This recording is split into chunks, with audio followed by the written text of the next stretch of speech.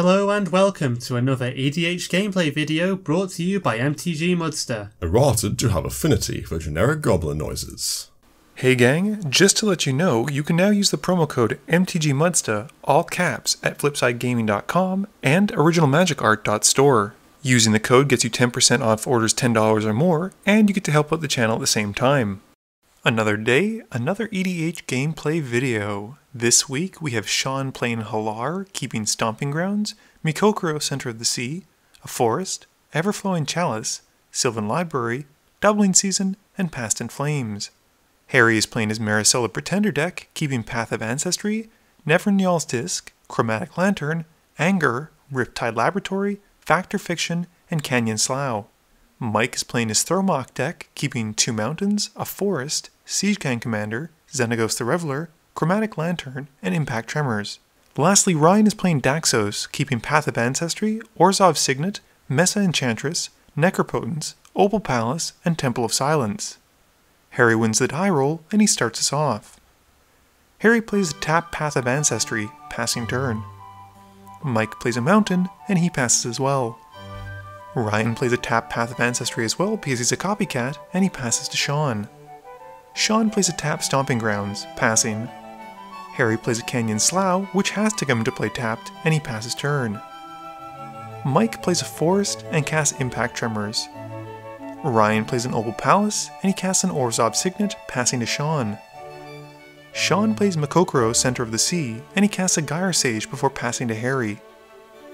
Harry plays Riptide Laboratory, and he casts Chromatic Lantern. Mike plays a Mountain and casts Cultivate. He goes to his library, and he puts a Forest to the field and a Forest to his hand. Ryan casts Daxos in his main phase, scrying thanks to Path of Ancestry. He leaves the card on top, and he plays a Cave of Koilos before passing turn. Sean plays a Forest and casts Hallar. This causes the Gyre Sage to evolve, gaining a +1/+1 counter, and Sean passes turn. Harry casts a main phase Factor Fiction and targets Mike with the spell. Harry takes the pile of 3 and plays a tap Sunken Hollow before passing turn. With too many cards in hand, Harry has no choice but to discard Anger at the end of his turn. Oh no! Mike plays a Forest as his land for turn, and he casts Siege Gang Commander. The table takes 4 as a result of all the goblins entering with Impact Tremors out, and Sean has to go help a customer. Ryan plays a Temple of Silence, scrying the card to the bottom of his library. He casts Knight's Whisper, losing 2 life and drawing 2 cards. Moving to combat, Ryan is the first person to deal commander damage by swinging Daxos at Harry. Sean is back, and he pays 4 mana to cast an Everflowing Chalice, multi-kicking it twice. This has Hallar gain a +1/+1 counter, and then they deal 1 damage to all of Sean's opponents. Harry plays a Sulphur Falls as his land for turn, and we see Mairsil hit the field. Harry exiles Nevernyal's Disc from his hand with a cage counter to Mairsil's Enter the Battlefield trigger, and he passes to Mike. Mike plays an Evolving Wilds and casts Fecundity. He then passes turn. Ryan plays a Polluted Mire, which comes into play tap, and he brings out a Mesa Enchantress to get some draws going. He then casts a Blind Obedience, drawing a card and gaining an experience counter. Sean is busy helping out in the shop, so I quickly sub in for him. I cast Grow from the Ashes, kicked, finding 2 basics for the field, and all of my/Sean's opponents take 2. I grab a Forest and a Mountain to the field, and I move to combat. I swing Hallar at Harry like anyone who's played with him should, and he takes 5 commander damage before I pass to Harry. Harry casts Thirst for Knowledge in his main phase, drawing 3 and discarding a Basalt Monolith. He plays and cracks a Polluted Delta, losing 1 to go find an island. Harry passes, and at the end of turn, Mike cracks his Evolving Wilds to find another beautifully matched mountain. Mike casts Xenagos the Reveler in his main phase and uses his 0 ability to make a 2/2 Satyr. We all take 1 from the Impact Tremors, and he swings all of his tokens at Harry. Harry doesn't feel like getting any more beaten up than he has so far, and he pops the disc, or should I say Mairsil, and with that trigger on the stack, bounces Mairsil back to his hand with Riptide Laboratory. Pretty much all of the board gets wiped, but we do get to draw with the exception of Harry, thanks to Mike's Fecundity as it goes to the bin, and Mike then passes turn. Ryan plays a Plains and recasts Daxos, scrying because of his Path of Ancestry, and he bottoms the card. Sean is back at this point, and pays 4 to cast a Sporeback Troll, who because of Graph 2 comes in with 2 +1/+1 counters. He passes to Harry. Harry plays a Sulphurous Springs as a land for his turn, and he brings back Mairsil. This time he exiles Azami, Lady of the Scrolls, and passes to Mike. Mike plays a Mosswort Bridge, hiding away a card under it. He then casts a Chromatic Lantern, and then drops a Hissing Iguanar. We then see Mike use Xenagos' ability again for 0, making another 2/2 Hasty Satyr, and he passes turn. Ryan casts Necropotence, gaining another experience counter from Daxos, and pays 1 life to set aside a card with the enchantment. He then passes and puts it to his hand at the end of his turn. Sean plays a Sylvan Library and passes, but at the end of turn, Harry activates Mairsil using Azami's ability, tapping the wizard to draw a card. Harry then activates his Riptide Laboratory to bounce Mairsil back to his hand, but with the ability on the stack, Ryan exiles Mairsil with Path to Exile. Harry goes and grabs a basic, and then starts his turn. Harry plays a Luxury Suite as his land for turn, and pays 6 to recast Mairsil, this time exiling Tree of Perdition. With nothing else, he passes to Mike. Mike casts Parallel Lives in his main phase, and activates Xenagos' ability once more, making 2 Hasty Satyrs this time. He then casts an Ulash the Hate Seed, who comes in with 7+1/+1 counters, and he moves to combat. Mike swings his 3 Satyrs at Harry, who blocks 1 with Mairsil and takes 4 from the unblocked. Harry then takes 1 more from the Hissing Iguanar, seeing the token die, and Mike passes to Ryan. Ryan pays 5 to cast a Doomwake Giant in his main phase, gaining another experience counter and giving all of his opponent's creatures -1/-1 until end of turn. This sadly kills Mike's Hissing Iguanar, but Ryan then moves to combat, swinging Daxos once more at Harry, who just takes the hit. Ryan then pays 2 life to Necropotence in his second main phase, and he passes turn. At the end of Ryan's turn, Sean activates Macabre to have everyone draw a card, and Ryan puts the 2 cards from Necropotence into his hand. Sean uses his library trigger and loses 4 life to keep an extra card. He plays a Mountain, and then casts a Basilisk Collar. Sean gears up the Troll with the Collar, and he passes to Harry. At the end of turn, Harry activates the Tree of Perdition's ability with Mairsil, targeting Ryan.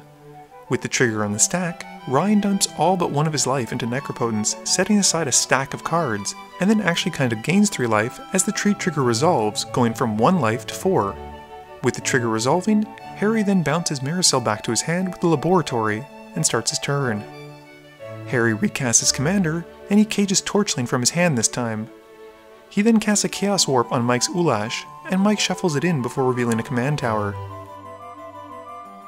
Harry then taps Mairsil to use the Tree of Perdition's ability once more, dropping Mike's life total to 4. He untaps Mairsil with Torchling's first ability, and then moves to combat, swinging Mairsil at Mike to take him out of the game.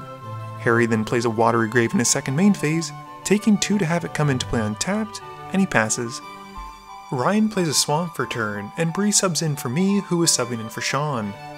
Ryan then casts an Anointed Procession, gaining his 4th experience counter and giving all of his opponent's creatures -1/-1 until end of turn. Moving to combat, Ryan swings Daxos and the Doomwake at Harry. Before moving to blockers, Harry pays to untap Mairsil with Torchling's ability, then taps him to activate him with the Disc's ability. This essentially stops Ryan's combat step since it blows everything up, and Ryan passes through to his end step, putting that big wad of cards to hand before discarding down to 7. Bree plays a Doubling Season in her main phase, and follows up with a Scrounging Mandar, who comes into play with 4+1/+1 counters instead of its normal 2. Harry plays a Bojuka Bog for his land for turn, and casts Eretai, Wizard Adept, paying for it with his Path of Ancestry. This lets him scry 1, and he bottoms the card. Harry then casts an Izzet Signet, and passes to Ryan, and at the end of turn, Ryan casts Hero's Downfall to take out Eretai. Ryan casts a Soul Ring and drops Rest in Peace, exiling everyone's graveyard. He then moves to cast Helm of Obedience, but sadly Harry's got an answer to it with Disallow. Ryan then drops a Land Tax in his second main phase and passes turn. Bree plays a Llanowar Reborn as her land for turn, which comes into play tapped and with 2 graph counters on it thanks to the Doubling Season. Bree then casts Hallar and grabs 1 of the counters from Llanowar Reborn onto Hallar, which gets doubled, we think, and Bree then passes turn. Harry pays a lot of mana in his main phase to recast his commander, and he exiles a Rainbow Ifrit with the Cage counter to Mairsil's Enter the Battlefield trigger. He then passes to Ryan. Ryan untaps for his turn, and he uses his Land Tax trigger to find 3 basics. Ryan then plays a Plains, and he casts Vindicate on Mairsil.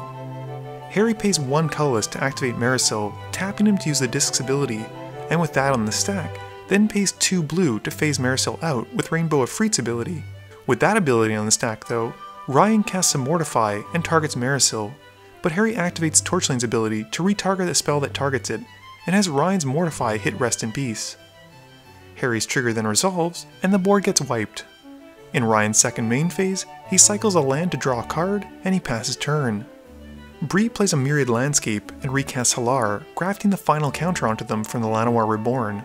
Mairsil phases back in on Harry's turn, and he moves straight to combat, swinging Mairsil at Ryan, who's at 4 life, and takes him out once his commander connects.